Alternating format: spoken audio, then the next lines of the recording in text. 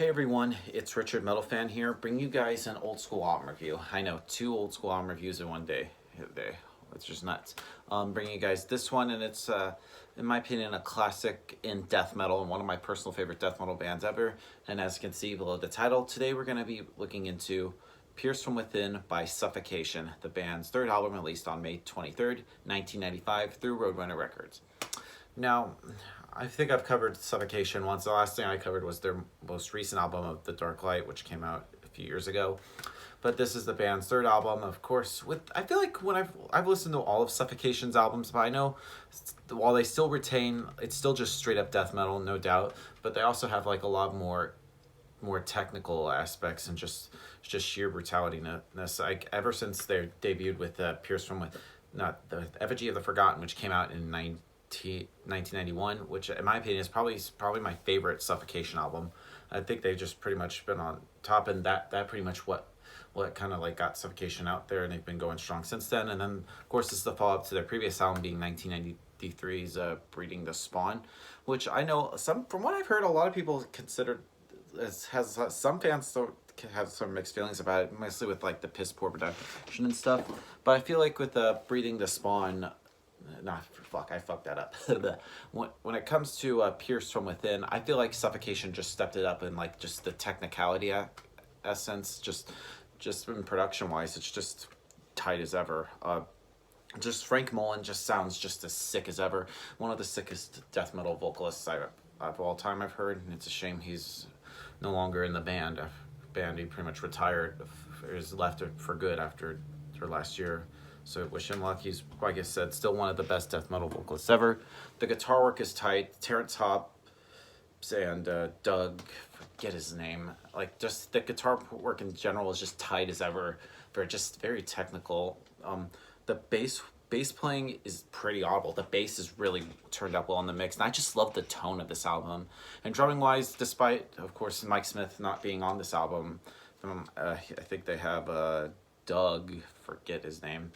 Like he does a really great job filling in those shoes of Mike Smith. So without further ado, let's dive into this album track by track. Now starting things off is the title track, Pierce from Within. Starts off with a great opening drum intro, and just from the beginning to end, it's just unrelenting, just sheer brutality of just technical riffs, just some insane drumming, and just some insane guttural vocal.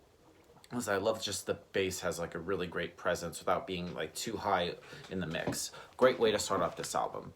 Now then we go into Thrones of Blood, which I think this is kind of like the weakest track of the album. It just has a little bit more of a slower pace, which kind of is weird. But the riffs are good, but I feel like after a little bit they can go into a bit of chug fests, and the solo on this is pretty much the best part of the song. It's a little kind of like slow, but it sets a great vibe for the song, and this song just finishes up the tempo, which sets a good for the next track being Depths of Depravity, which starts off with a very sick bass intro and some really little good drumming that follows, and then it just explodes with just an insane just yell from Frank, and then the guitars just go all in, just pretty much following what the bass had done.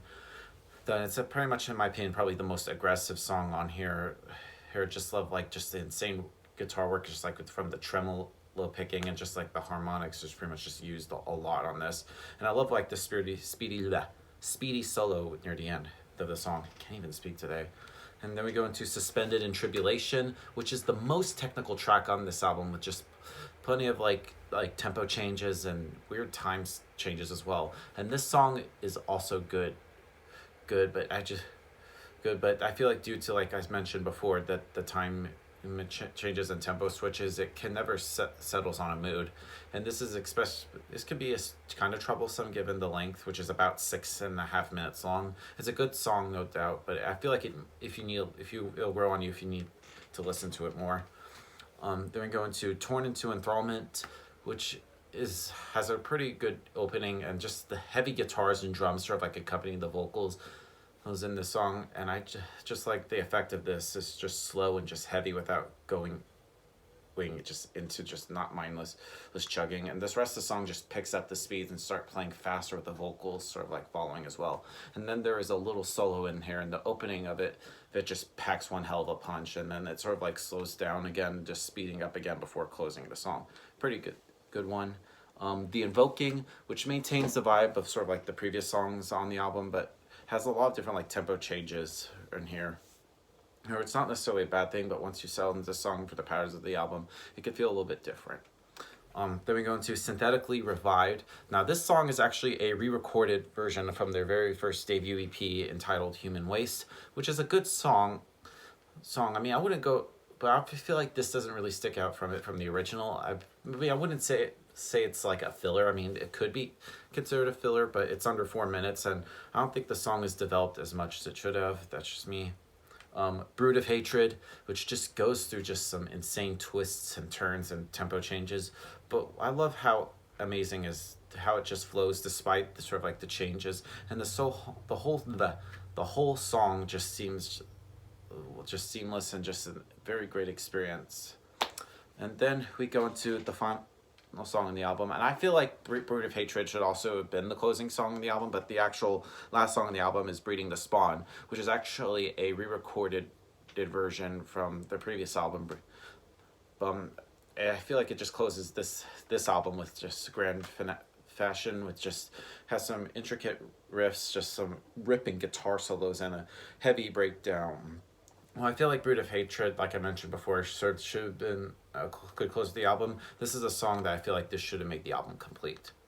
Now overall, Pierced From Within by Suffocation is just a classic in death metal. So if I had to give this album a score, I'm probably going to give this a solid 9 out of 10. So yeah, that's our review of the album, guys. Let me know in the comments what you guys think of the album, and I'll see you all in the next video. And as always, keep it metal.